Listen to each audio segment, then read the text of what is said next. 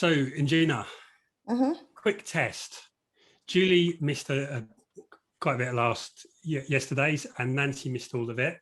Mm-hmm. So it's up to you. Quick recap in 3 minutes.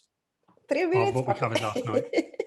Okay, so yesterday we started by covering about the thoughts we should have when it comes to relationship. Basically, what happens is that it's not about your current thinking, logical thinking, but it is about how the relationship is.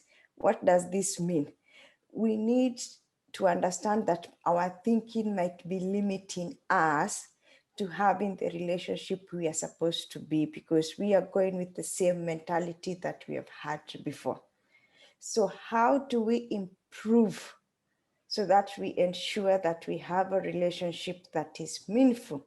We can start through mastery of relationship. This can be through books, through sessions like this, or through gathering with your friends. Something you need to note that is that the problem with most of the information out there, it starts by making us realize that we might not be worthy. And that is not the mentality that we need to go with. We need to embrace ourselves as we are, and we need to understand that in any relationship, it is about our journey and what we can get from it. Ultimately, you need to consider, what is it that I want, and what are the values that I can bring in, and what are the resources that I have. Hopefully I summarized it. Wow, well done. Thank you. Sorry, I'm a Toastmaster. Tends to help sometimes. Nicole, did Ingina miss anything? Connection.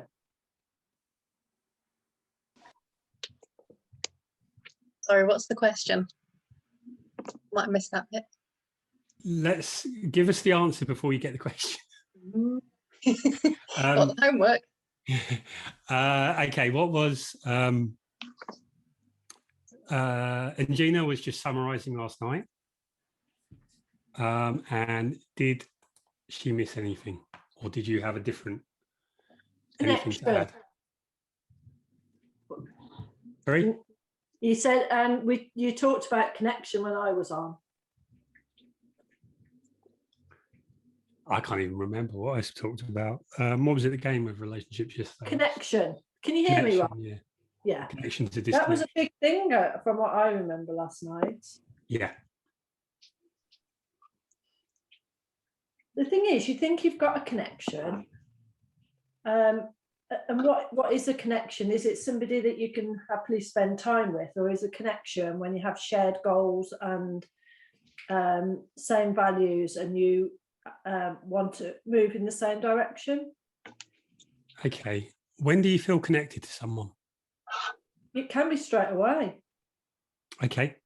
And so have you been in a relationship with someone that you felt really connected to? Well, I thought I was. Okay. Were you connected to them 100% of the time? No. So there is always connection and disconnection, and it's a constant spiral. It's a constant, like, infinity loop.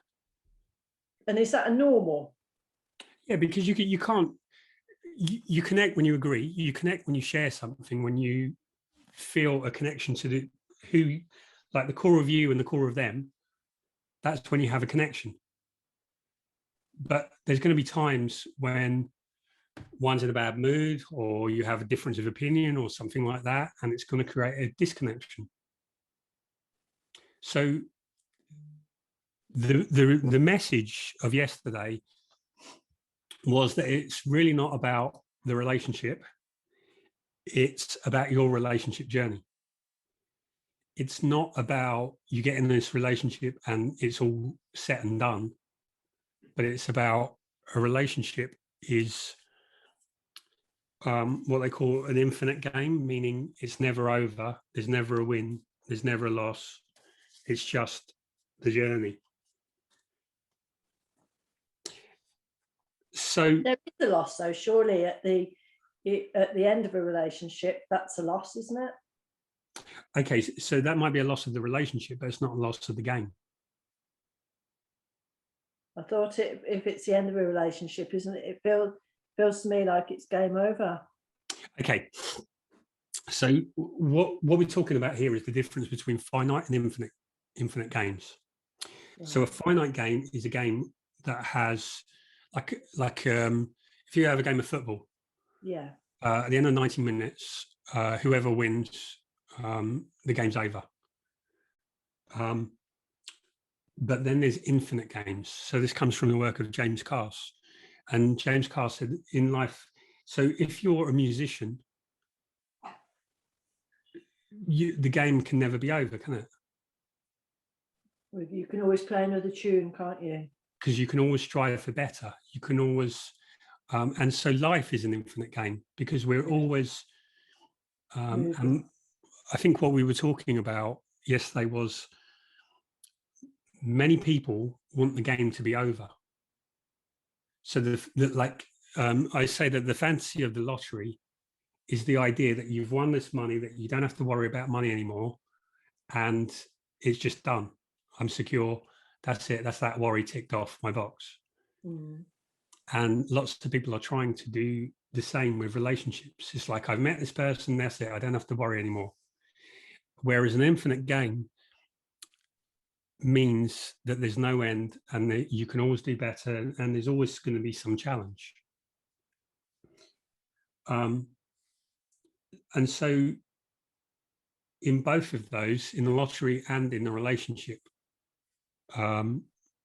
example, what we're really trying to do is shy away from life, because life is about the challenges. Life is about like wave after wave, and the art of living life is surfing the wave and not trying to box up this little bit of water and go, that's it, that's done. Because what happens then, if you took that water away, like it would just stagnate. And I don't know if that analogy works, because does salt water stagnate? I would imagine if there's no flow. But anyway, if you took water, like in a river, it's always going to flow and it's going to renew. Yeah. But once you take it away and you try and go, that's it, that's boxed away, then it dies. And the same thing happens to people.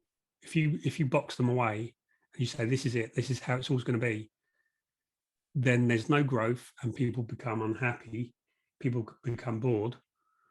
And that's where relationships lose all their passion and become stale.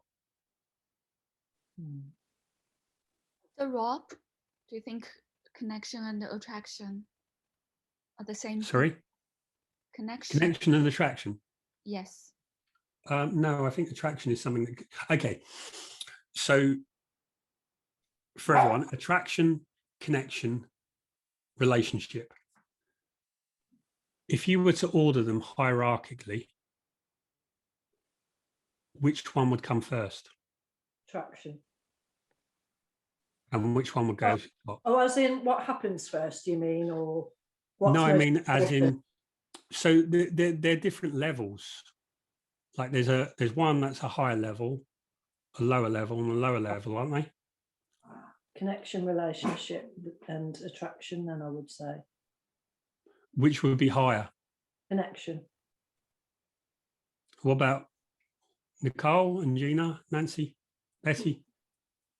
I agree. I mean, it depends what you're talking about in the relationship. Attraction would be the first thing because it's the visible thing. You know, you're attracted to someone physically or you're not. Connection is when you talk to them or you get a vibe from them, because that's another thing. You know, you can receive people's energy. I don't know if that's the right term or not, but sometimes you stand in a group and you're immediately drawn to someone. You know what? I think I can connect people easier. I mean, obviously, you know, you've got the physical attraction, but I think I'm more attracted to a person once I've connected to them. I think that's what builds the attraction for me. That's what magnetizes me even more. Oh, I agree. I think once you've established that, that's what draws you in.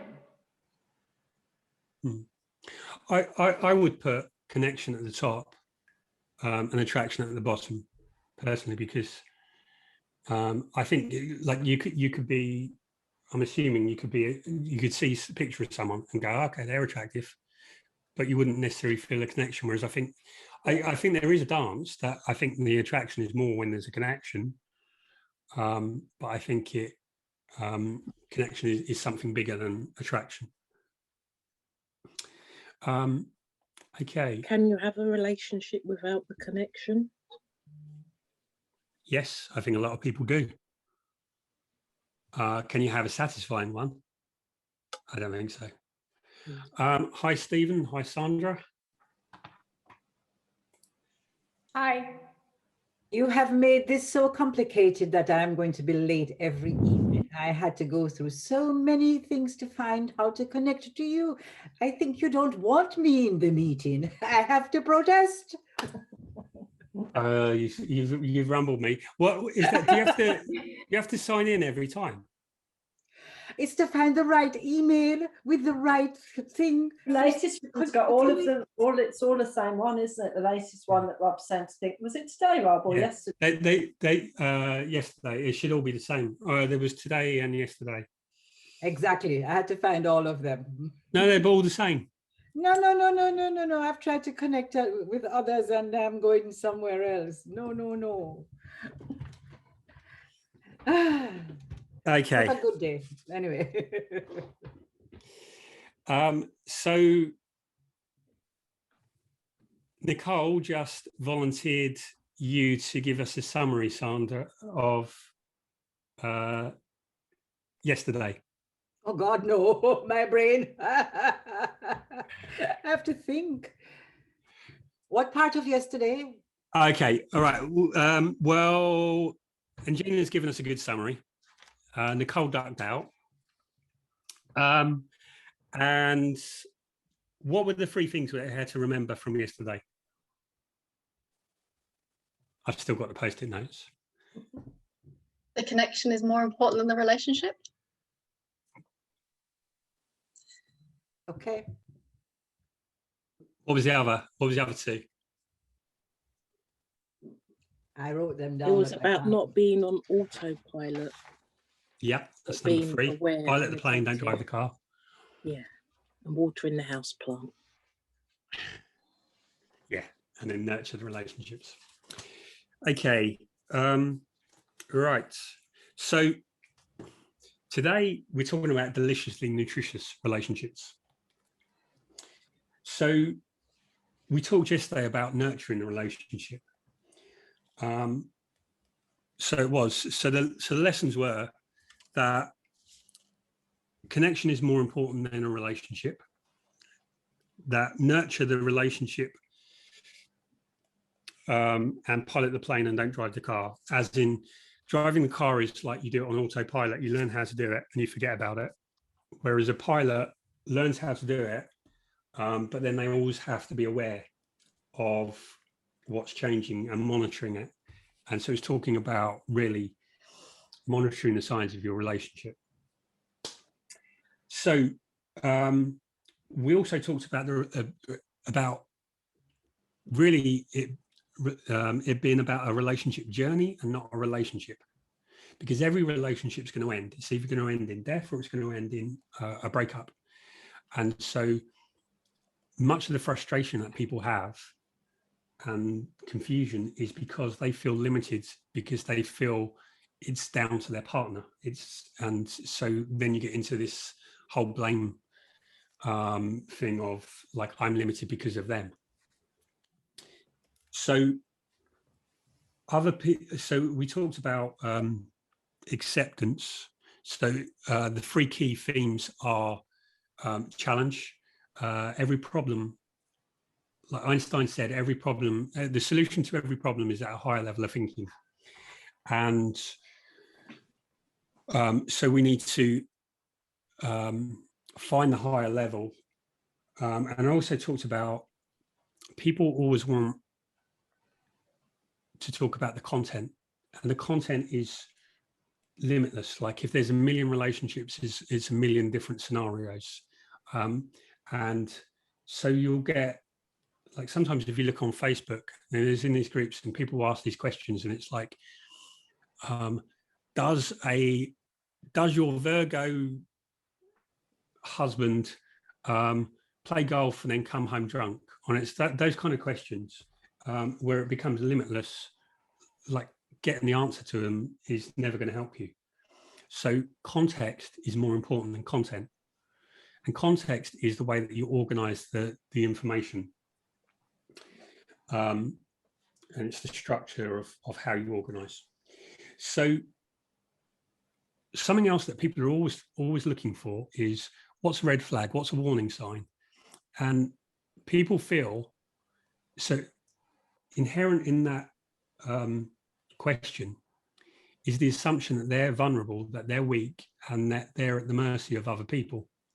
Therefore, they think if they have this great big list of all the red flags, they'll never get hurt. The reality is that life is always going to give you bumps. And so it's about how you navigate through all of those things. So the power is in you and not in other people. Because when you look at it, that it's about the relationship, then you're at the mercy of your partner.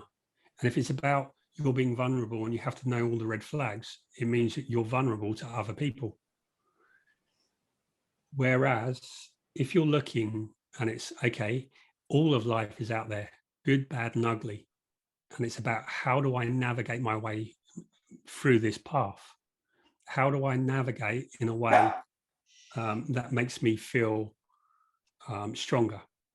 So I also talked about 3 keys, which are think free, meaning thinking free of dogma, thinking free of ignorance, and thinking free of emotional biases. Be strong, tell the story that makes you strong, and share joy. So the reason to come into a relationship is to share your life, but it's to share your life from a position of strength. People who go into a relationship hoping that the relationship will fix them or hoping that they can fix someone in a relationship always end up unhappy, because you've started from a place of weakness. You've started from a place of you're going to accept less. So what we're going to talk about today is deliciously nutritious relationships. And we're going to talk about a way of how do you judge a relationship, whether it's good or bad? How do you judge a partner? And how do you judge how you're performing in a relationship? So I want to first talk about, so the idea of deliciously nutritious is that in physical health, we need certain things. So we need sleep, we need to manage stress, all of those things. But what we need nutrients. And if we don't have nutrients, we become deficient. If we become deficient, we get sick. Now, emotionally, we also need certain things. We need emotional nutrients. And if we don't get those, we feel unhappy and we get emotionally sick. And so what all of us do, what we're all built for, is we're built to strive for happiness. So when we're unhappy, what people do is they go out and buy more. People change things, like they'll change their relationship because they're unhappy. And it might not necessarily be they're unhappy with the relationship, but they're unhappy. They don't know why they're unhappy. And so the logical thing seems to be blame my partner. Oh, if it was someone else, I'd be happier. And so people who are unhappy try to change everything else. But really, everything starts with us. And so if we're unhappy, it's about why are we unhappy and what do we need? What do we need to be happy? So we're talking a lot about, this is really from, I don't know if you can see this, but David Hawkins talks a lot about this, of power versus force. And the key idea of power versus force is that there's a line. But below this line is about force, is about control, it's about trying to manipulate people, trying to strong arm people into doing what you want them to do. Above that point is a point where you feel happy, you feel strong, and it's about like your charisma, your strength, your magnetism can pull someone to you. And he's not talking about relationships, but he's talking about you don't have to force situations if you're strong enough. So, so nutritious relationships are ones where you get what you need. So what do you really need from a relationship?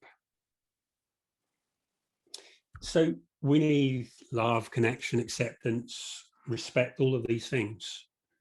But it's really about, I think, four key areas. And that is, I think we need to be safe, we need to be seen, we need to be satisfied, and we need to be supported. But this is really, okay, so you've got really four key things. So it's being seen, like feeling like I matter. And so that is, being seen means at one level it's being heard, at a deeper level it's being understood, and then at a deeper level it's about being appreciated. So feeling safe is feeling like I belong. This is a relationship I belong in. So at one level it's feeling secure, next level up is feeling embraced, and then it's feeling defended. So feeling like someone's got your back, someone's with you. So the next level is feeling supported, like feeling I'm stronger because of this relationship. This relationship enriches my life. And so what that means is that you're free to go out and chase your dreams, free to feel that you can take risks in the outside world because you've got that safe cocoon to come back to. It means that you're cheered, you feel like your partner's in it and really, really cheering you on and wants you to succeed. And then at the deepest level, it's about feeling partnered. It's about like you feel that you're sharing a life journey with someone. So the last one is feeling satisfied. It's I feel loved. And so entertained is about connecting on a level of fun.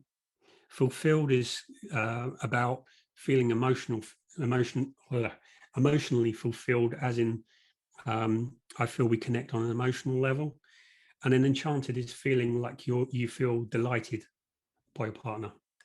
And that was interesting looking at that, Rob. Would you say that if one part of that is missing, one of those four elements, that's sort of leads to a relationship not being right? Yeah. Because I had a light bulb moment then. Sorry? I had a bit of a light bulb moment. Yeah, because you might feel safe, you might feel secure, you might even feel supported. And this is where you have great friends, but there's a bit that's just not satisfied. And yeah, so if you have a gap anywhere, it's going to feel like there's something missing. Yeah. It tends to be like we can be 99% well, but if we've got a sore finger or an earache or a toothache, that's the only thing that brings to our attention, because generally we look at what's wrong. So does anyone feel there's anything else that you need that isn't covered in a relationship? Or does everyone feel like if they had that would? I have a question regarding attraction. Okay, is it relevant, Pharaoh? Relevant to what? Okay, is it relevant to what we're discussing? Go on then. All right, if you ask your question. Sorry, to my understanding, do you think two people without strong mutual physical attraction can be together, be happy with each other, provided connection is there? Okay, so what you're saying is if you feel a real strong connection to someone, but you don't feel any attraction? Or was it the other way around? I can feel some attraction, but not strong attraction. Would that be sufficient? And the connection is amazing. Right. Can you just clarify the question, please? So if the connection is amazing, but the attraction, physical attraction, I'm talking about physical attraction here, is not super strong. Do you think? Okay, so the connection is great, but the physical attraction isn't strong.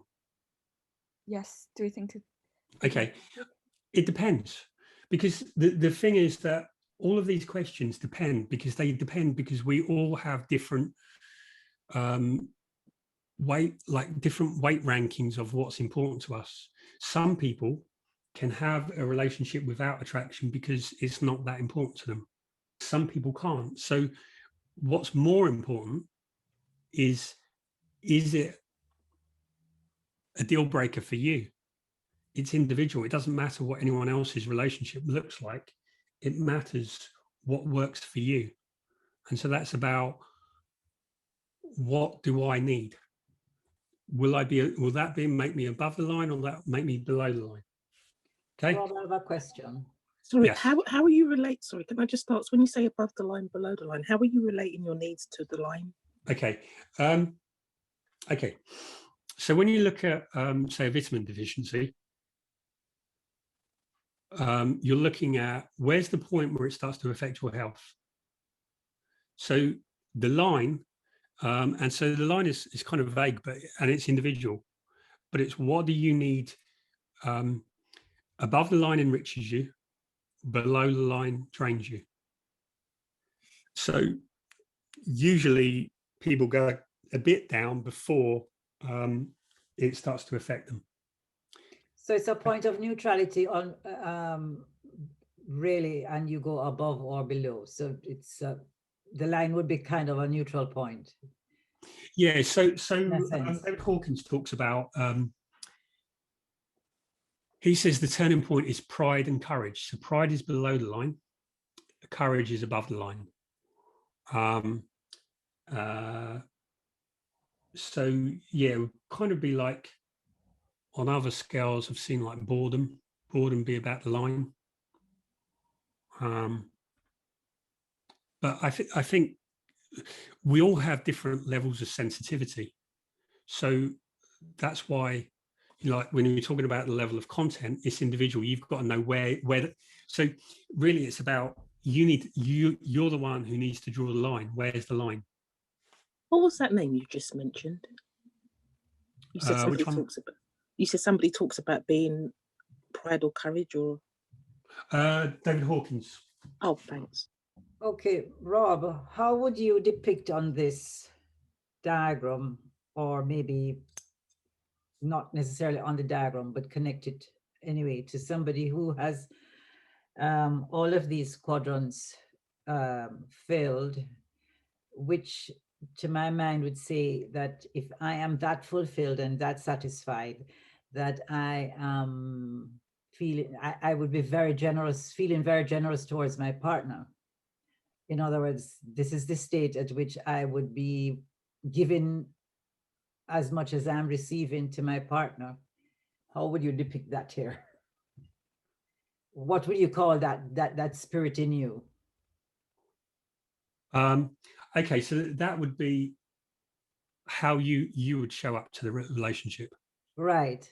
But it's okay. It's just like saying, okay, you feel fulfilled and you feel connected and you feel stronger and everything. But is it? I wouldn't call it feeling kind. I'm looking for a word. It's generous. What's it? It's so isn't that really love, where you feel like you feel love, so you want to show love? So when we're talking about the relationship journey, there's also like the life journey, which is really about the scale of happiness. So feeling bliss, happy, excited, optimistic. There's that scale. So where I'm talking about connection is greater than a relationship is ultimately all there is individuals. If both individuals are really happy, they're going to make the relationship positive, and so the relationship's going to be positive. It's unhappy people that drain relationships. So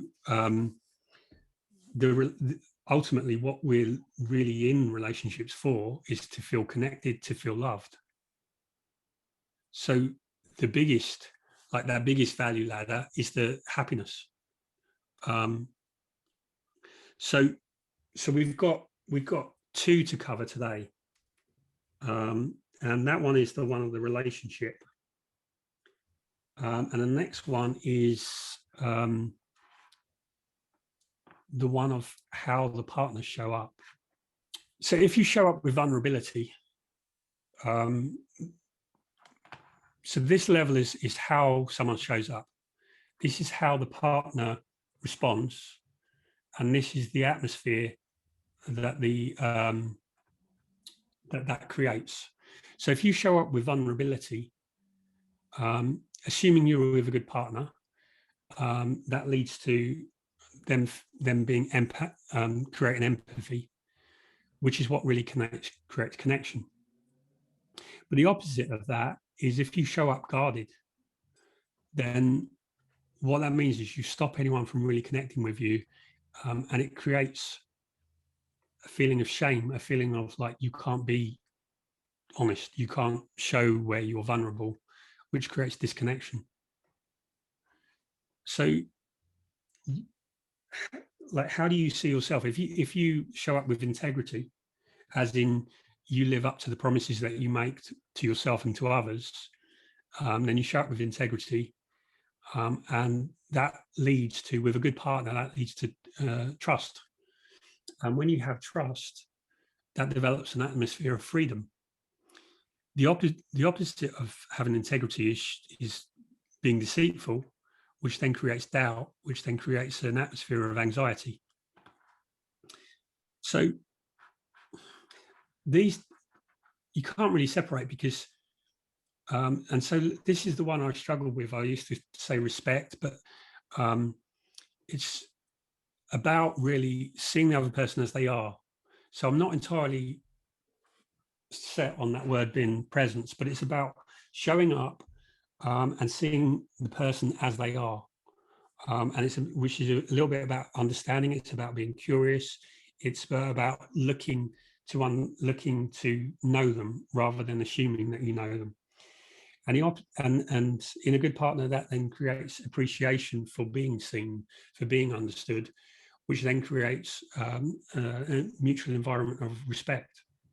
Isn't that about acceptance then, Rob? Presence. Well, as opposed to appreciation? No. When you're talking about presence, doesn't that include a notion of acceptance? Yes, it is. Yes, I suppose it starts with acceptance, but also, it starts from a frame of acceptance and then a curiosity to know who someone is. But also their judgment is removed. What you see, you don't judge. Yeah. You accept it. Yes. Yeah. It's starting from the premise that. So I always look at people and I think, because sometimes I know some of the things I say, people get offended by, and I know particularly people who've been in toxic relationships are like hypersensitive, and so they are hypersensitive to being judged. And I assume how people act is, if I was born with your genetics, your experiences, your temperament, and your all the things that make you you, I would do the same. So I don't think it's judging. I don't think it's because someone's a bad person. I think it's because of a number of factors that have caused them to be like that. And yeah, so it's really starting from that frame of how do you understand why does someone behave as they do, and yeah, from looking to accept them as they are and not trying to change. And so then the next one is if you show up with kindness in a good partner, that's met with loyalty and creates honesty because it's a safe place. The opposite of these two, and these are merged because either could happen in response to either box. So the opposite of that acceptance, that what was the word you used, Sandra? Was it acceptance? Acceptance. Acceptance. Yeah, the opposite of that is judgment, and that is to criticize, to be contemptuous of. And when you get that, when someone does that, someone is going to respond with defensiveness and stonewalling, typically. And that then just creates hostility and poor communication. So the line really here is about control. Everything below the line is about trying to control or manipulate the person. So when we're guarded, it's that we want a response and we don't feel being genuine, we can get that response. When we lie, it's because we feel we're not good enough, or our behavior isn't good enough, or we have to be something different to get what we want. And contempt and criticism are judging someone that they're not enough and trying to change them by shame or by control. Control is not the right word, but shame, or by trying to it's like you think you can judge and criticize someone, that they're going to go, oh yeah, you're right, which no one ever does. So yeah, so the line is really, below the line is about control and manipulation, and above the line is freedom. And that freedom means the freedom to be who you are, which I think is what people really want from a relationship, is they want the freedom to be who they are and to love and be loved as they are. And it's that really creates the connection. Rob, I have a question between deceit and freedom. I'm Kenyan and I have my own cultural preference. So I'll give you an example, one of my pet peeves, which happens when I meet a guy. If I happen to meet a guy for the first time and he suggests that the first date has to be in his house, my response is that this guy is disrespectful. But he might not be coming from that perspective, because to him it might be his freedom. He just wants to Netflix and chill. But for me, I'm like, safety. What if I don't like the guy and I need to exit? How do I politely exit from his house? So how do you connect freedom and exit when it comes to cultural aspects? Okay. So freedom means that you're free to be who you are. But freedom doesn't mean that you have to. So when we talk about navigating a relationship, it doesn't mean that you have to go along with their freedom. You just allow them the freedom to be. So that means in terms of navigation, you say, okay, I understand that's what you want, but that's not what I'm going to do, because that's not what I want to do. So I'm not going to force you to go out, but I'm not going to go around to yours. So if you want to, so then we have to have something different than that.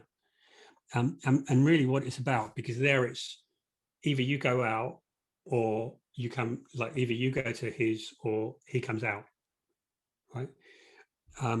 And so that's like a polarity, and that's where people get lost in polarities, because who's right, who's wrong. And so this is why you need more detail to it.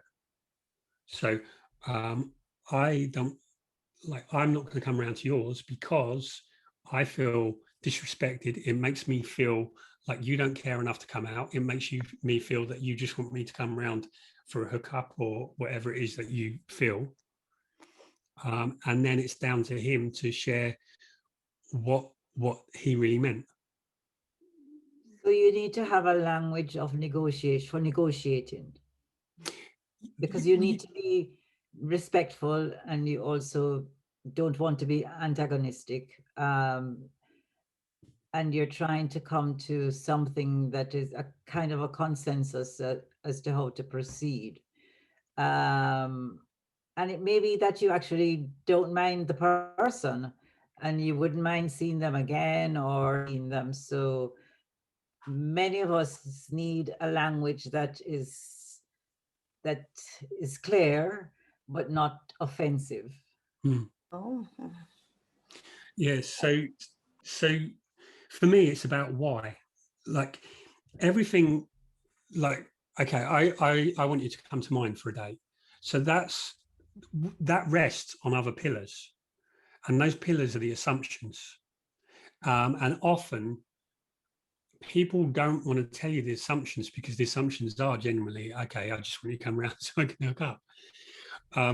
But when you go deeper, I think in going deeper, you either find out there's a genuine reason why, or you find out what their genuine reason is.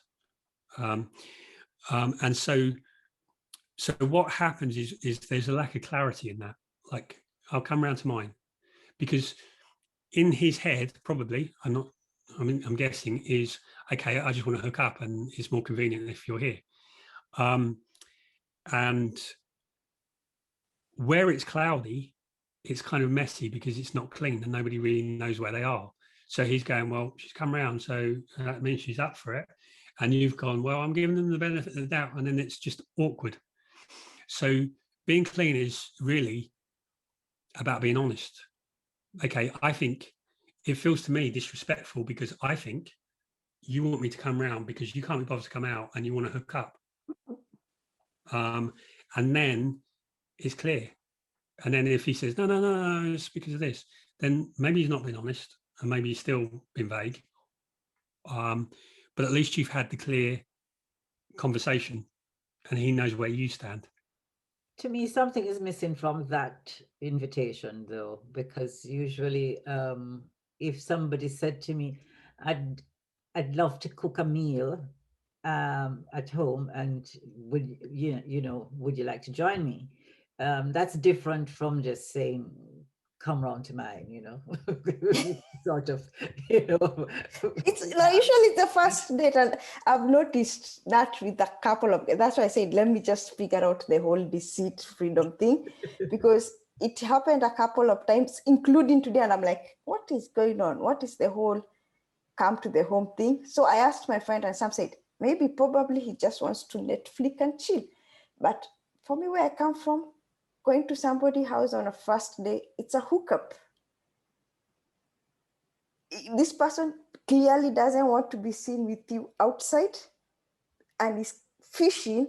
So he wants to take you to his territory, finish with you and go away. But I'm happy that we at least agreed that part might be true. Yeah, I think whenever you ask for more clarity, it's an opportunity to connect or to filter, because you immediately clarify what does someone want. Okay. I think And when you say filter, you mean if you're not on the safe wavelength, then it's like basically, what's the word? Filtering out the chaff. Yeah, well, I prefer to say the people who aren't right for you. Yeah. Because they might be perfectly good people for someone else. So yeah, what you're really looking for is someone who's right for you. Yeah, so it's about being honest and authentic, so that if you're not on the safe wavelength, you're happy to just let them go rather than trying to force it, as it were. Yeah. So really navigating relationships is about knowing you've got to have awareness of what's going on. And when things are vague and you don't know, like, does he mean a hookup or does he mean he's cooking me dinner? When you don't know that, and this is so many people are like asking friends, but just ask the person. Because if you ask the person straight away, either they've got something to hide, or they go, oh, no, I didn't really mean that. I was just like, I want you to see my football collection, or scale electrics, or whatever it is. So yeah, it's just letting people know. And it also, like, someone who says that might not necessarily be a bad person. They might be someone you could be perfectly get along with. Because this is the other thing, because people will say, yeah, this is all very fine, but you need to meet someone else. And in that is the assumption that, like, you're kind of here and everyone else is here. Do you know what I mean? And it's assuming like other people aren't like you. Now, what people initially present as, because everyone is out, like, this is what I want.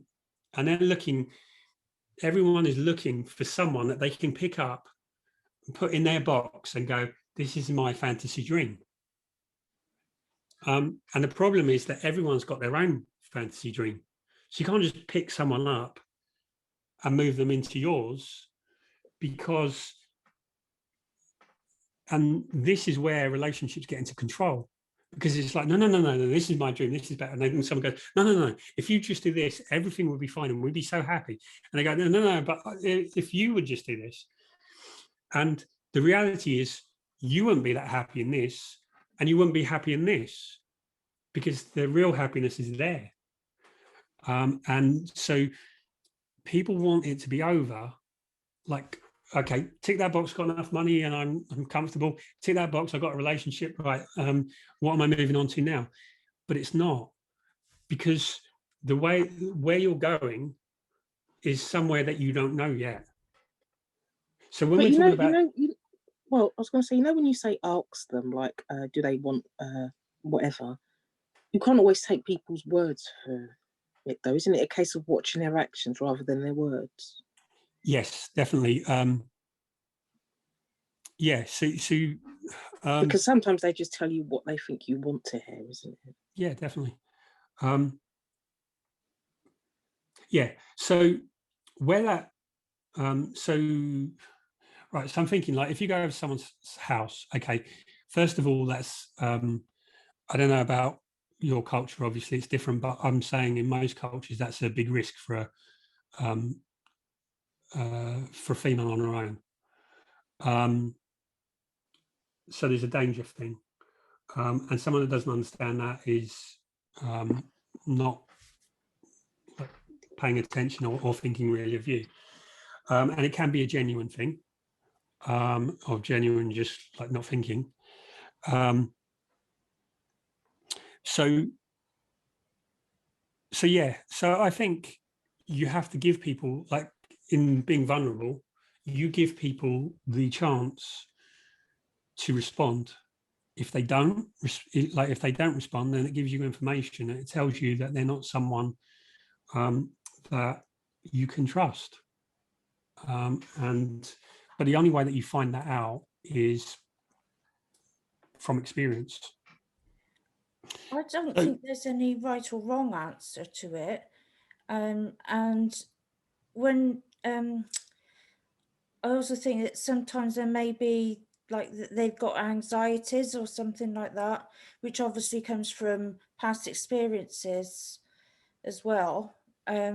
So in that case, then that brings up sort of red flags for me, that they may not be ready to go on to a relationship, which means that they may need time to themselves to sort themselves out. So for me, that would be sort of, okay, we'll call it a day and maybe we can be friends, but I'm not going any further with this. Yeah. Yeah, you're right. I think every example, like, I don't like when people I don't like the idea of red flags. And I don't like the idea of very specific advice, because like you say, everything depends on because everyone has different. It's like if you look at a graphic equalizer, you know, there used to be all those different dials. We're all like that. We've all got different things, and what would work perfectly for one person won't for someone else. And so it's also like there's the whole self-help thing of I was this failure, and then I did this, and now I'm like got the shiniest teeth and the biggest house and the flashiest car, and if you do the same, you'll be like me. And but that's not how people are, because we're all made of different things. So there's no one path in life, there's no one relationship, and there's no one right answer. It's what's right for you. But in going further, that you understand more. So I think the problem in dating, the biggest problem in dating, is that people work on assumptions, and nobody has the real deep, real conversations. They're like, you know, come over to mine, and they go, and then they're asking their friends, and they're saying, "Oh no, no, I'm not going to go to that." But no one's actually. What you've there missed is the chance for connection, as in they reveal why, or the chance to know more about them and to say, okay, well, it's really not right for me. About finding out about where the anxieties actually come from, and working on that anxiety, perhaps maybe with them. Yeah, yeah. I mean, it's individual. It may be like, you know, whether you want to get involved with someone who's told you that or not, but at least you know, and at least you have.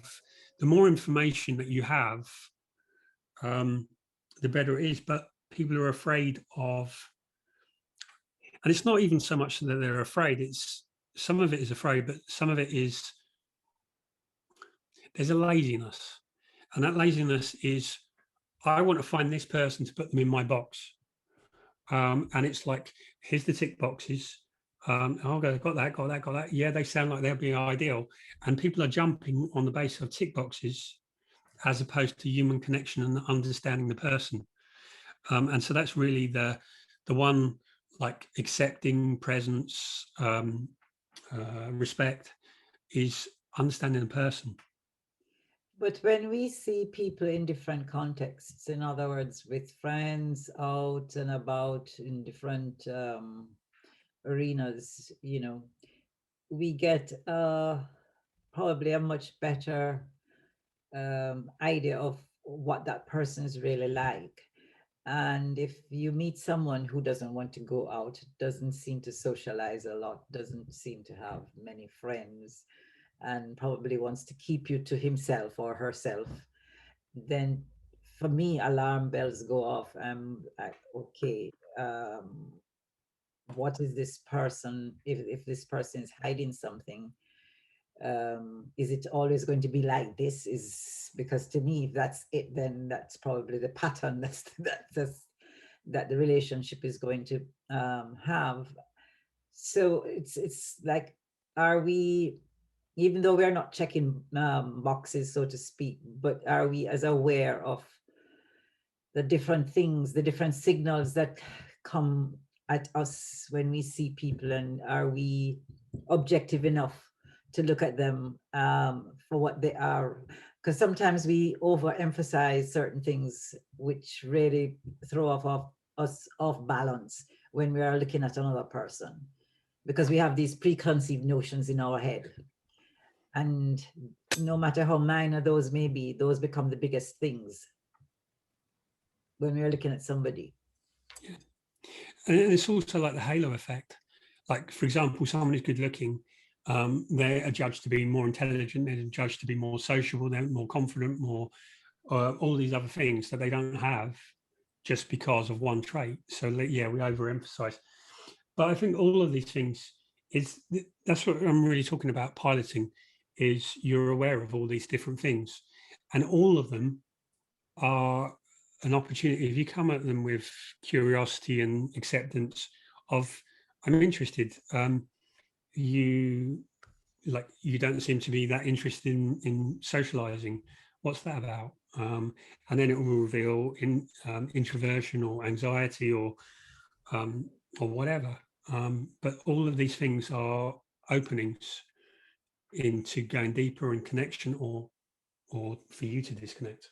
Just to summarize what we've done. So a nutritious relationship is one where you feel safe, seen, satisfied, and supported. So that's really how you can judge the quality of a relationship. And in shorthand is, does it enrich you? Does it drain you? You can judge how you show up by, are you being vulnerable? Are you acting with integrity? Are you fully present? And are you showing up with kindness or acting with kindness? And then you'll drain the relationship if you're guarded, if you're deceitful, by criticizing and by being contemptuous, which I suppose both of those really come under being judgmental. And so you can respond to, like, you can evaluate your partner by, when you're vulnerable, do they respond with empathy? When you're when you show up with integrity, do they respond by trusting you? When you're present, do they show up by appreciating you? And when you're kind, does that create loyalty from them? Because in the wrong hands, kindness can be seen as weakness. And some people will take that as, oh, they'll just do anything for me, and just, I can milk them for all they are. Some people will take vulnerability for weakness. But really, and I think vulnerability is often confused for weakness, but what's weaker, of being honest about who you are or being afraid to be honest? Being afraid to be honest. Because it's like often people are frightened of physical violence, and someone is seen to be strong because they're physically violent. But actually, when you think about it, physical violence is the last resort. It's the last weapon. Because if we're smart enough, we use words. If we're socially adept enough, we'll manipulate. But all of these are layers above physical violence. Like the ultimate, like the ultimate of the government, the ultimate of everyone is, who's the strongest, who will win in the war. And that's what everything is based on. But for example, for like a country like ours, is we're now quite a strong and developed country. While we have force, it's more about diplomatic measures, and it's all these kind of political measures, because countries like America, like ourselves, France, Germany, we don't have to go to a smaller country and say, we're going to beat you up, or we're going to invade your country unless you do this, because they know, because of the strength, that ultimately that's what they're saying. You know, you do this, or we're going to put sanctions on you. You do this, or we're going to cut you out of deals. And that's enough, because everyone knows, if it came down to the war, that these countries have the military might to do it. So in the same way, it can feel, it can, particularly like male-female relationships, the man has the physical force, but someone is only going to use physical force if they've got nothing else. So someone that doesn't have social intelligence, someone who doesn't have the verbal capacity or emotional capacity to argue, that's when they become violent. So I've gone off on a tangent, but where was that about? It was about control and our vulnerability. So yes, a vulnerability is actually strength, because what vulnerability says is, I'm willing to do the thing that I'm scared to do. I'm willing to say the thing that's scary. the weak thing is to say, like, I'm going to deny who I really am. Does that make sense so far? Rob, can I ask? Yes, it makes perfect sense. I know people who resort to physical violence is very weak, but those who, the abused who refuse to leave the abuser, is even weaker or not? Well, that's not really about, because when someone is in that situation, that's someone that feels trapped. So when you talk about weakness, what are you talking about? Emotional weakness? Are you talking about physical weakness? Character weakness. Okay. They So feel to leave even though they are being physically abused. okay. Do So you actually mean that are they actually refusing, or is it the case that they aren't able to physically leave themselves? well, I think they're in a trap, and I It's think the same thing. Because when it's different things. I think when you're looking at that, I think who's going to judge someone like that? So where does that, like, I don't see. Okay, so I grew up in a boys' school, right? And so if you don't have girls, all you do is fight. So it's very much about pecking order, and it's very much about yeah. So it's that kind of ranking order. But if you've got male-female relationships, not going to be right. I'm harder than you. I could beat you up in a fight. So I don't understand. I don't see how you would judge someone. I see you could say someone is trapped, but I don't think you're going to get anywhere by judging them. Not judging, but because we were talking about weakness, strength. Being vulnerable is an act of strength, and denying ourselves is an act of weakness, and resorting to physical violence is an act of weakness. But those who in abusive relationships refuse to leave, what does that say about them? Okay, so Can I have answer you that? have you ever felt trapped? Yes. Okay, so when you're trapped, how does it feel? Awful. Okay, so when someone's stuck in a relationship, they're trapped. They're trapped either by resources, by circumstances, or by their own mind. So I don't think that's really about weakness. It's where someone's, like all of us, when we're trapped, we're stuck. It's because we've tied ourselves up in a knot. We have two things. So we have the outcome that we have. We've got the framework, like our whole framework, our operating system, all the framework and the assumptions and that we believe are set up to keep us in this situation. And we're refusing to change that. And we're refusing to change the other, like the outcome. So when we're in that trap, so like someone who's in that relationship,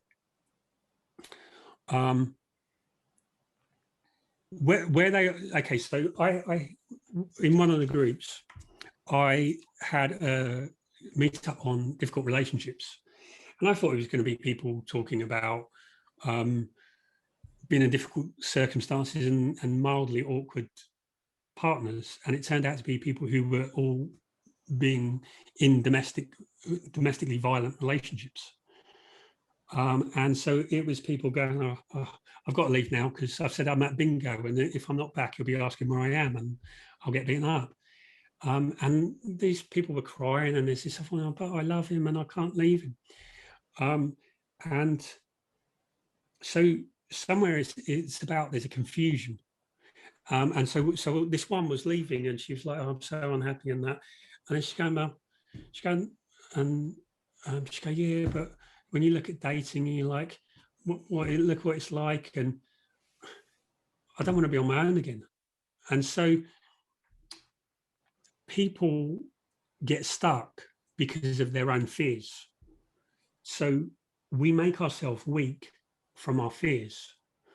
And so if we think that no one else is going to want us, if we think we can't cope on our own, if we think that this is love, so like if someone's there crying to a room about how their partner treats them, well, there's a confusion about what love is, isn't there?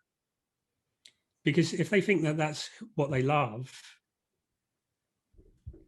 Yeah, but the abusers also think they abuse because they love. Yeah, but so that's a confusion of what love is.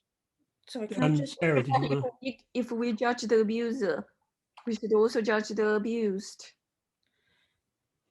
Can I just put in that it's the way that that other person has been conditioned during that relationship to feel that way that they do, that makes them stay in that relationship, saying that they're not going to get anybody else.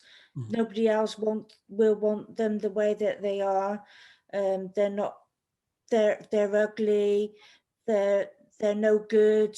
They won't be able to survive on their own. And things, all different things like that. They put them down, saying they're fat or too thin, or a number of different issues like that, that makes them have to stay in that relationship with that person, no matter what that person's doing to them, whether they're going behind their backs with somebody else, or taking things off of them, or complete control over their money, any other issues or whatever is going on in that relationship. That's what makes them having to stay in that relationship. And usually it often is someone like that who's come from a childhood where they've been told that they're no good, they're told that they're useless, and so there's the whole like, toxic relationship entanglement. But there's also and the other thing is that often, like when I talk about the fairy tale framework, this whole thing of you meet the one and everything, it's like this, and then there's this, from that framework never works. And because that framework never works, it leads to frustration. And so over time, people say, well, you just settle. That's, this is what relationships are. It's not all Disney life. And so if you were going to judge on a scale of strong to weak, yes, they would be weak. But they're weak because they've never seen anything more. They've never been treated any better. And so they don't expect anymore. They don't believe that they can be any more. So for me, I wouldn't call that weakness, but I'd call it, I suppose it's the circumstances that lead to them being weak in that situation, yes. Rob, you know the 4 things that you told us, the safe, seen, satisfied and supported? And you said those are the 4 fundamentals of a relationship. I'd be interested in discussing those more, or breaking them down, or hearing from other people what makes them feel safe, seen, satisfied or supported, just to get clarity on those. Yeah, okay. Really, when we were talking about connection and disconnection. And we were talking about what are the fundamentals, what makes connection. And so I think that's a good point, Betty. But what I'd like to do, rather than us have a discussion here, which, because it's more people, it becomes diluted. I'd rather that, how many people do we have? 3, 6, 8. Oh, perfect, round number. Okay, so we're going to go and breakout room. But we're going to go and breakout room in 2s so that there's a conversation. Because when we're looking at disconnection to connection, the central point, the basis of connection is conversation. That's how we connect. It's like the human way. So if we go into the breakout room, so if everyone's clear, so really what I'm saying is that in a relationship, we need to be safe, to feel seen, to be satisfied and supported to be fully satisfied in a relationship. Okay, does everyone get that bit? What are you actually discussing then? Okay, so in a relationship, to feel seen is safe, seen, safe, supported, satisfied. Now, what makes you feel safe? Oh. What makes you feel seen? What makes you feel supported? What makes you feel satisfied? Okay, so it's just conversation based on that, your interpretation of that, your experiences of that. And I don't want to be too prescriptive about what the conversation is, but I want to give you some starting point, because the very things that you're doing here in a conversation are more practice of how to have those conversations more. And I think we don't have enough skills around having conversations. We don't have enough practice of being vulnerable. We don't have enough practice of being present. Sorry, Rob, can you just confirm the fourth one? Safe, seen, satisfied, and what? Sorry. Supported. Supported. Thank you. Right. So just to sum up, so really we talked about 3 things, and if I'm going to pick on one person,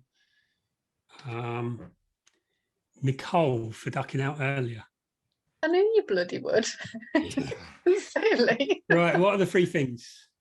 What are the 3? I mean, I've got many here, to be fair. What are the 3 things of what? Sorry. Is this what you did at school? I never went to school. No, Yeah. sincerely. I was always outside the classroom. Okay. So the 3 things that we, the 3 key things that we did is, how do we judge a relationship? How do we judge a partner or potential partner? And how do we judge how we're doing in a relationship? Okay. I might need some time to think about that one. Okay. Does anyone I'm want going to to jump allow in? someone else to express their opinion. Are you going to phone a friend? Exactly. Okay. Who do you want to call on?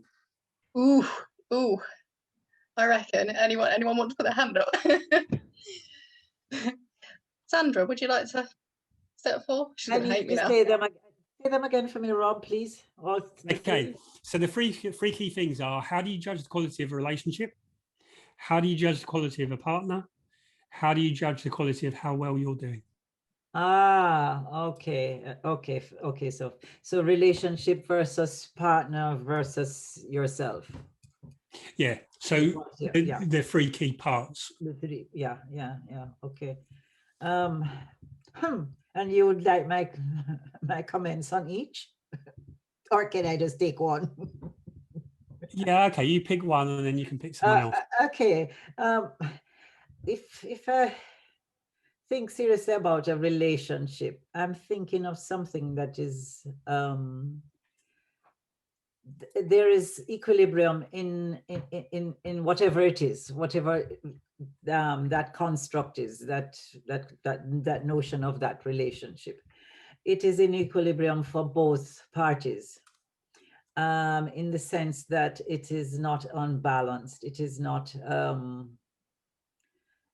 skewed to one partner more than the other. It is dynamic. It is evolving. I think a stagnant relationship takes you nowhere and is on the verge of death somehow.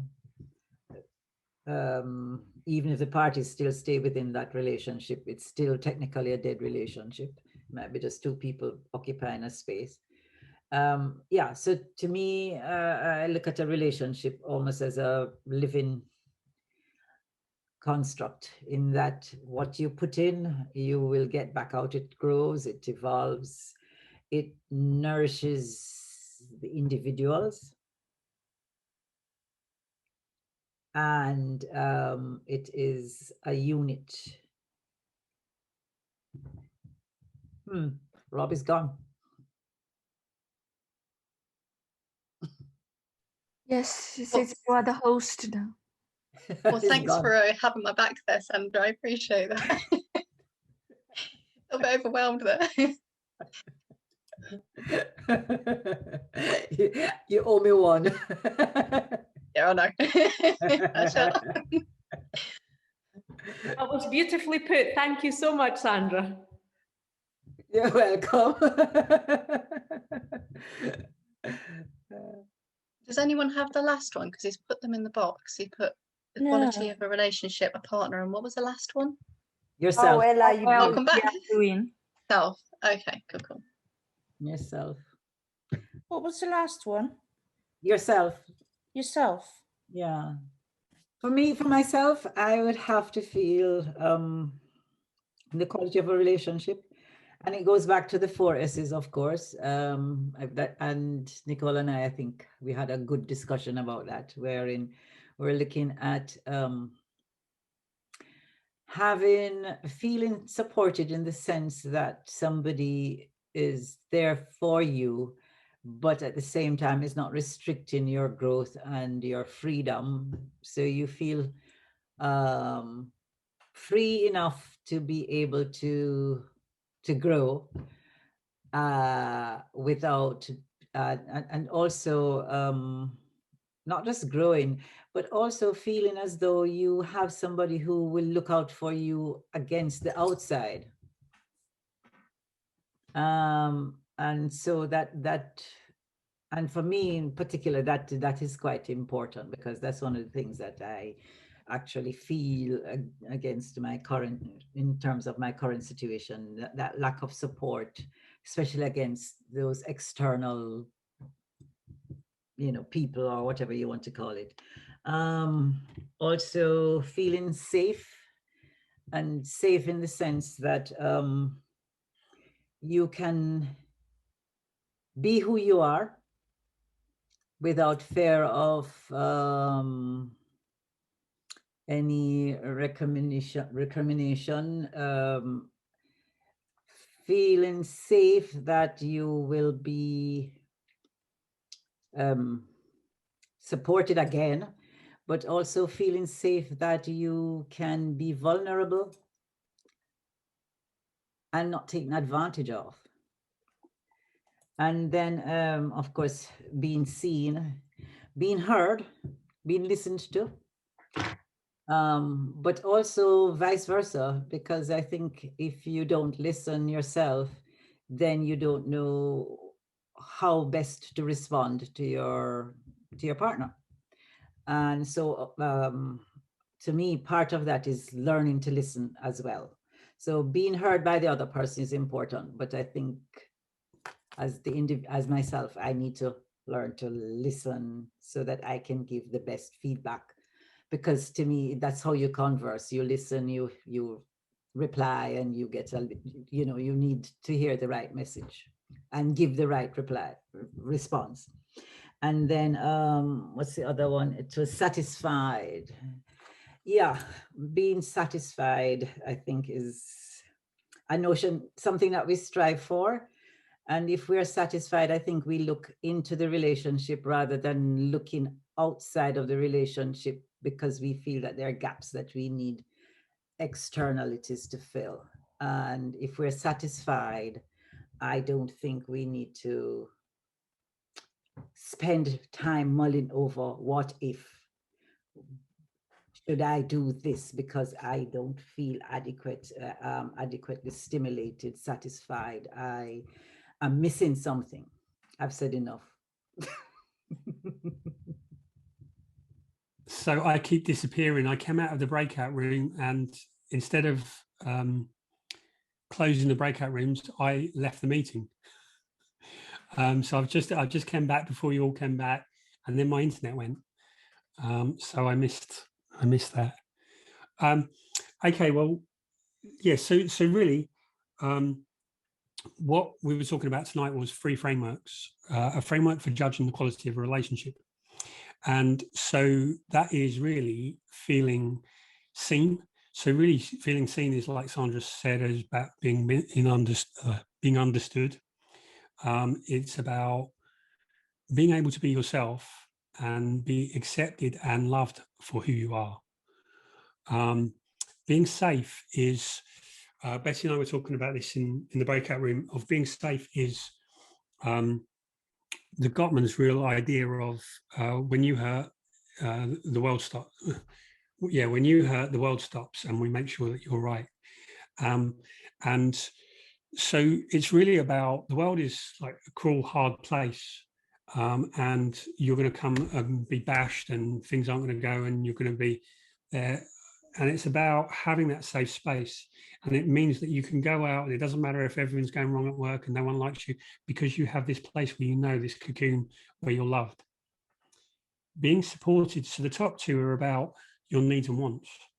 And being supported is about, you've got needs and wants outside of the relationship. There's dreams that you want to follow. There's things that you want to do. And being supported means, on the first level, it means that no one's going to control you and say, you can't do this, you can't do that. You're free to do what you want to do. And ultimately, it's about someone who's got your back, so that someone's there helping you in what you do. When you have other responsibilities and you need someone to talk to, you need ideas, you need any kind of support, they're there for you. Satisfied is about your needs and wants within the relationship. So physically, from affection, sex, emotionally, the conversation, so that there's a connection. And so really it's about all of those things and connection, so that all of those things that we normally talk about in a relationship. So the way that you get that relationship is by the attitude that you come to it. That a relationship of control is a relationship that's going to drain you. A relationship of manipulation or control is where you're going to feel imprisoned. It's where you're going to feel that you can't be yourself, that you have to be something. So being free is being free to be yourself and to be loved is really what we need to be happy. And so that's really about showing up with vulnerability, and that vulnerability not being taken advantage of, but being accepted and being a opportunity for deeper connection. It's about having integrity, because, and this one's really about yourself, but if you don't have integrity, you're going to feel bad about yourself. You're going to look in the mirror, and whatever the world thinks, or whatever you get away with, you're going to know. And if you don't have integrity, ultimately, there's no basis for someone else to trust you. And if your partner doesn't have integrity, then you can never trust what they're doing. And that's always going to create anxiety and problems. And then it's about presence, respect, empathy, about acceptance of who you are. If you come to a relationship and you feel judged, then that's about control. That's about someone's got expectations for you to be something other than you are. They don't love you. They love what they want you to be. So it's about, when relationships get boring, it's because we no longer have interest in the other person, because we assume that we know who they are. We've taken them as this cardboard cutout, like, I knew what you liked last year, so therefore I know who you are. So the opposite to that is to have wonder and curiosity and want to know you. And then the last one is kindness. We all screw up. None of us are perfect. And so what we're talking about is what we all want. It's the ideal. And none of us are going to be that all the time, because we're not that all the time. And so the big frustration that people have is, yeah, okay, I'm doing this, but what about other people? And what other people do is they're either ready to grow with you or they're not. And we're not going to go out and find this ready-made person, but the way that we connect to them, the conversations that we have, the way that we show up, model, the way that we work together to build something is going to change them, and it's going to change us. So we're not the partner that we want to be. And we're not going to meet the person who's ready-made, but we can meet the person who's capable of becoming the person we want to be with in the future. And so it's about someone that's willing to go on that journey of growth, someone that isn't stuck to their idea of what they want, and won't move from that. And equally, we're not stuck on our idea of what we want, and we're not going to move for that. But we're open to the game of relationships, as in we're surfing the wave of life without certainty of where we're heading, but knowing that we're going in that general direction. And so we will screw up, they will screw up, and it's about the kindness. It's about when we're having a bad day, that we, and this is not meaning that we accept less than we deserve, but anyone at any time can be less than they are generally. And it's the kindness of accepting someone who they are and helping them who's generally wanting to grow into who they want to be. And so how we judge a partner is by, do they have those qualities, and how do they respond to those qualities in us? And so that is really the framework for, because if we look at the content, like you could look at a million relationships and you still wouldn't have like the pattern, in the same way that a million businesses and a million people's personal journeys are all different. Because they're different people, all of the relationships are going to be different. And so it's about, this is the framework, and where the line is individual for all of us, depending on the way that our dials are set. So that is Deliciously Nutritious Relationships. And tomorrow we're going to talk about the idea of a lottery of love, and how that doesn't work, and how we can make it something that is doable for us. So to wrap up, if we go around and anyone and everyone who wants to share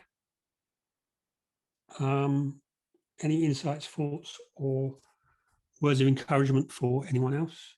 We haven't mentioned the word tolerance, and I think that is a serious underpinning of all that we do within a relationship. Okay. To some degree. Okay, so let's talk about, what does that mean? Explain to us what you mean by tolerance. What I mean by tolerance is it's not accepting things that are outside of what you consider to be good for you. In other words, I'm not advocating violence and all of those things. I'm talking about having flexibility in for the important things that govern how you behave within a relationship, and the things that you consider to be important aspects of your relationship, but your behavior and your partner's behavior. How much leeway are you willing to facilitate? How much do you give to make the relationship grow? Because people are not programmed to be robots. So you can't give A, B, C, D, and they just behave in that particular, according to those instructions. They will operate along a spectrum, and you have to be willing to tolerate some of that within the relationship, to make it work. Yeah, for me, tolerance are the lines. Where do you set? I said, where do you set the lines? Yeah. That's where you set the lines. And I think when we're talking about a graphic equalizer, that's really what a tolerance is where is the tolerance level for you? And that's something that I think is individual, that you have to decide on all of those things.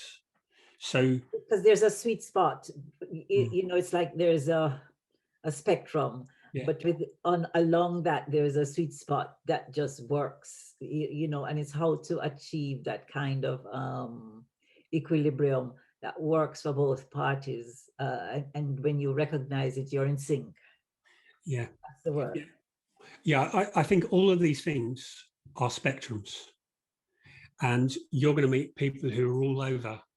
And the real art of this is knowing what's the spectrum. You know, like sound waves. Like dogs can hear this, and humans can hear this, and bats can hear whatever.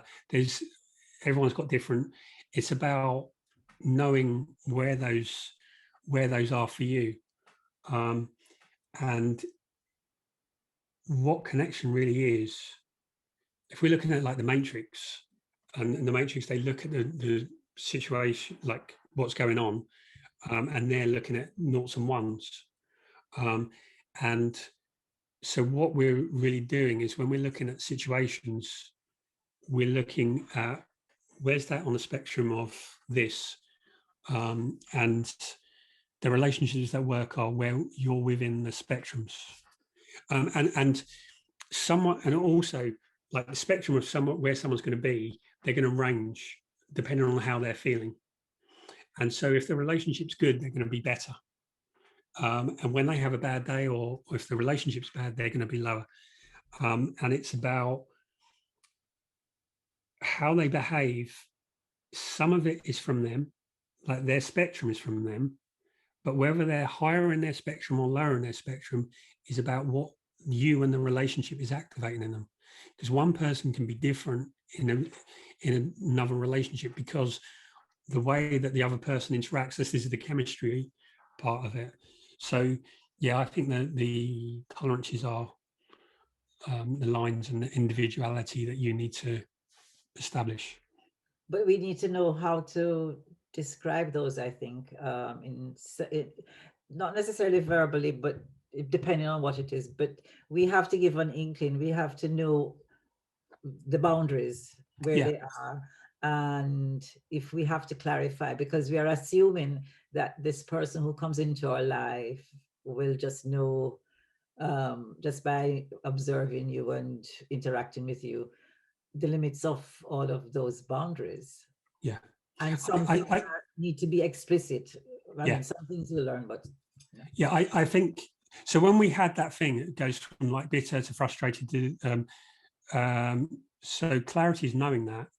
Capacity is knowing the boundaries, capacity and competence. So capacity is knowing where your boundaries are, where you thrive and where you don't. Competence is the ability to express it and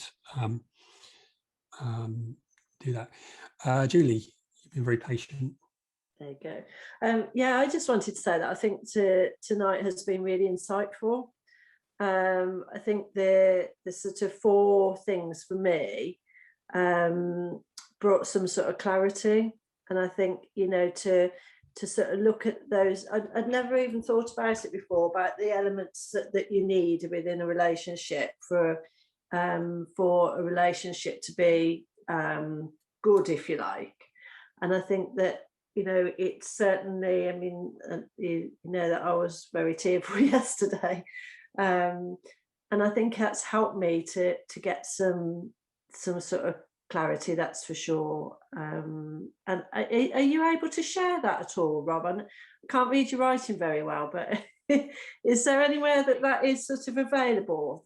Not yet. I need to draw out pull out the model on a proper thing, but I haven't, because of the circles, and that's a bit more complicated to do. Yeah, would you be able to do that and email it? I don't know if anyone else wants it, but I'd certainly like to be able to sort of look at it more closely and take a little bit more of it in. Okay, I'll have a look. It's your homework. I don't know. It probably won't be this week, but I will. It will go up. I think that one's more or less finished. Yeah, or if there's anywhere that, you know, that whether it's called, you know, like they usually have a name, don't they? These things like Kolb's Triangle of Trust or whatever. Yeah, no, it's one I made up, so it's not anywhere else. Okay, Rob's circle of trust then. Yeah. That sounds like, isn't it, the Fockers, the circle of trust? Yes, yeah. But no, I think it was that was really useful, and it's kind of helped me feel in a little bit better place tonight than I was yesterday. So thank you. And from that situation, I think most of us been there. It is, as you move forward and you see the bright, you see the future you can have. Each day towards that makes you stronger and gets easier. Anyway, thank you for being here and sharing. Rob, can I just clarify quickly? You asked, how do we judge the quality of a relationship? Is that if we feel safe, seen, satisfied and supported? And how do we judge ourselves and our partner? And is that if we have the vulnerable integrity, presence and the kindness, them and us? Is that what you mean? Okay. Yes, long answer. But quickly, really, does it enrich or does it drain? So if you're looking at 10 out of 10 is totally enriches my life, enhances my life. 0 out of 10 is it's completely draining my life. Where do you stand? And so probably 5 to 6 would be the line. Below that, it's taking away from your life. So it's that. And so and then it's the qualities. So it's mostly about, do I feel controlled? Because when people feel bad, it's because they feel controlled. Or do I feel free? Is when people feel so it's free, and the support helps you be free. And so the partner, do they enrich me or do they drain me? But then it is the other qualities when you want to go more detailed. Anyone else? Do you want to? Any comments before we wrap up? Just want to say thank you, Rob. I think you've put into words what perhaps many of us feel and we don't quite know how to express. And I think the line that you described, certainly if you're in a long-term relationship, there's, you kind of fluctuate up and down that line. So you're in the kind of fruitful, healthy relationship, and at some points you are in that kind of negative, is knowing exactly when it becomes too negative or too draining, and how to stop that, how to stop it for you and realize it for you. So I think, what you've shared tonight and what everyone has said tonight has kind of put a little bit more focus and clarity in that for me. So thank you. Okay. Thank you. So yesterday we talked about, there's a graph, like the average graph of a relationship goes like this, and it kind of goes, and it's basically a downward spiral with the odd uptick. And the line is there, and once it just sinks below there, it just becomes draining and eventually kills it. And so what we're trying to do is we're trying to get it at the top and look at, how do you sustain it? Like, there's always going to be ups and downs because that's life, but how do you keep it generally across or around where it's enriching? Okay. Well, thank you, everyone.